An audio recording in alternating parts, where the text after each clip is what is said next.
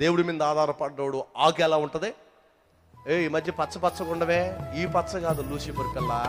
ప్రభువునందు ఆనందించుడి, మరలా చెబుతున్న ప్రభువునందు ఆనందం. వాడు ఎప్పుడు ఆనందముగా ఉంటాడో. దేవుడు ఉన్నాడు. ఈ సర్వలోకము కంటే ఇలువైన నా ప్రభుని యేసుక్రీస్తు నాకున్నాడు కాబట్టి నేను ఎప్పుడు వడబాడను, అదే ముఖం తేలైను, ఎండిపోను.